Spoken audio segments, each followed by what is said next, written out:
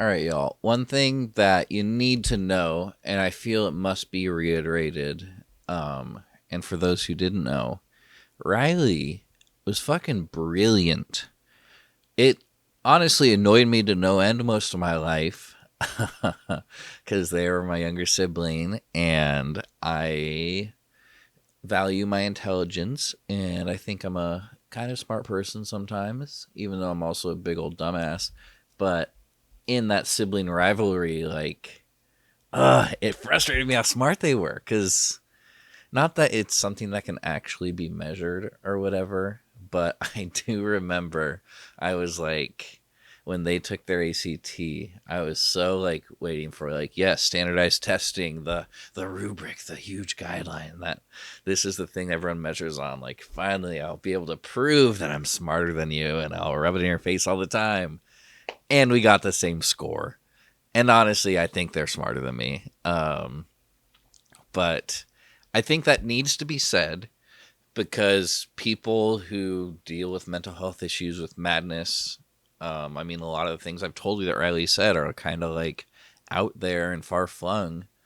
But at the same time, even in Riley's like most mad, most like delusional, most grandeur, when they're talking about things that are like patently like weird and ridiculous, and even things that like aren't physically possible, even in then they were still brilliant. And like talking with them really was like a good deep conversation at times, even though it felt kind of scary, like, and kind of like, oh, you are out of it. But at the same time, they're as brilliant as they ever were. And the way they like described their reality was really fascinating and really resonated. And even in the complete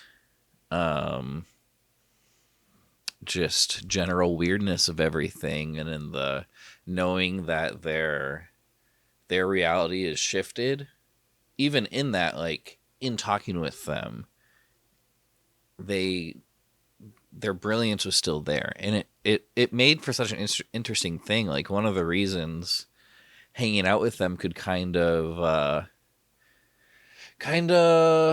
use a lot of emotional energy, besides the fact I'm seeing my siblings struggling, is like I am trying to best have these conversations and best show up for you, and not to discount your reality, but also to be able to maybe say some things that can give you a sense of calm, or kind of, if especially if something is just like, I could be like, oh yeah, I don't see it that way. I know they respect like what I see and what I think. And so yeah, it made it hard with how brilliant they were too, because I just, after hanging out with them, I'd just be thinking, and some of the thinking would be like stressing out and like, oh my gosh, like what do they need? They're not doing great, but they're also okay, and trying to like gauge all of that. But then also, I'm just thinking about all the stuff they're talking about, because it's like, okay, I know that they're dealing with these things and their reality is shifted, but at the same time, I want to best understand how they understand the world, because we're in this process of like trying to continually know each other. And a lot of it is like hard and scary, because it seems like, okay, there's been like a very obvious shift in my sibling, and trying to figure out like who they are and who they want to be, and the best way that they like to be interacted with. And that's really important. And so a part of that is trying to understand their thought processes and their values and their beliefs, even though they're so clearly shifted. So I don't know, mind fuck. And it made extra hard, Riley, because of your brilliance. And it's something I've always loved about you, and something that I'll always remember. And I just hope that people don't conflate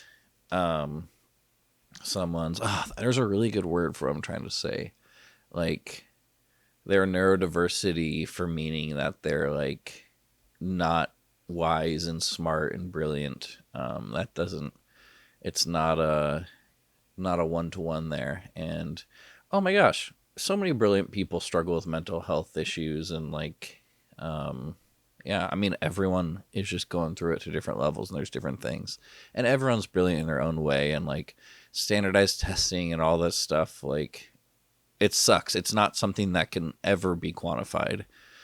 Okay, there's my little rant. Anyway, love you, Riley. You little smart, you smarty pants. You. Bye.